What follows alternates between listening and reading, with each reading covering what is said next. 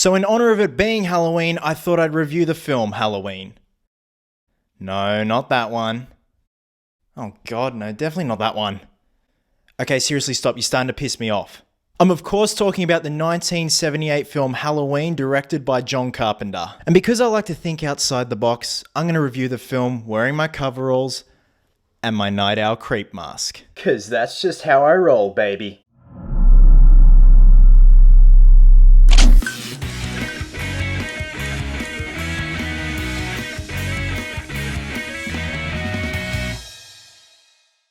Halloween is written by John Carpenter and Deborah Hill, with Carpenter himself sitting in the director's chair. The basic premise of the film is that a lunatic by the name of Michael Myers escapes from a psychiatric hospital after being locked up for 15 years after the murder of his sister on Halloween night when he was just 6 years old. He then returns to his hometown of Haddonfield to stalk teenager Laurie Strode, played by Jamie Lee Curtis, in her feature film debut. This film set the bar for the slasher genre back in the late 70s and 80s, with the world being introduced to a terrifying force of nature simply known as the Shape. And how does it hold up to today's standards? It's still awesome! The character of Michael Myers terrified audiences and still manages to do so, for the simple fact we never clearly see his true face as he hides it behind an emotionless white mask that reflects his personality. Combining that with his mute persona and unstoppable urge to kill that makes him an all-round ultimate threat. Jamie Lee Curtis plays Laurie Strode, and the movie centers around Halloween night of 1978, where Michael Myers returns to Haddonfield to stalk Strode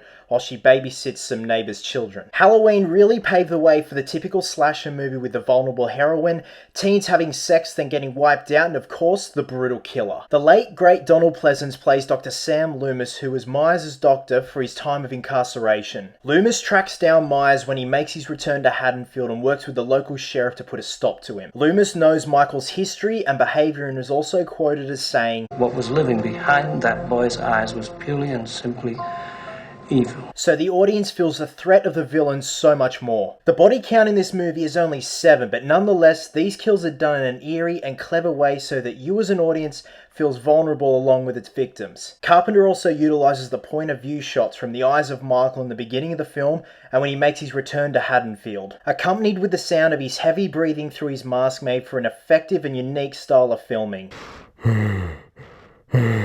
The climax of the film sees Myers finally trap Laurie Strode in an attempt to kill her. He's then stopped by Dr. Loomis and shot over the balcony. When Loomis looks over the balcony, we see that our killer has vanished. This was the perfect hook for the sequel that follows the remainder of the night that was released a few years later. Halloween was a massive feat at the box office, as its budget was only $325K, but went on to earn $70 million in box office earnings, paving the way for what would be a very lucrative franchise.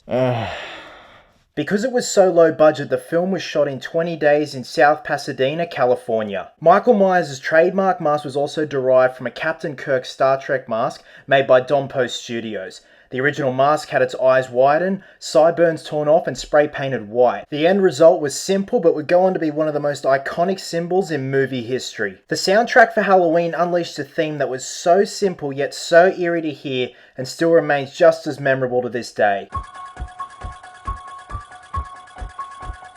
Halloween is quite dated but still holds up to this day for being effective in the suspense department. For its time, it was shocking, fun, fresh and innovative, and paved the way for an array of madmen and boogeymen that would scare the shit out of us for years to come. Halloween is a staple in the horror genre that balances good characters and back to basic scare tactics. Guys, I'm going to give Halloween 4 Geeks out of 5. So if you guys have seen Halloween, please leave a comment below and let me know your thoughts and what it means to you. As always, thanks very much for your continuing support and watching, and until next time, geeks, always remember,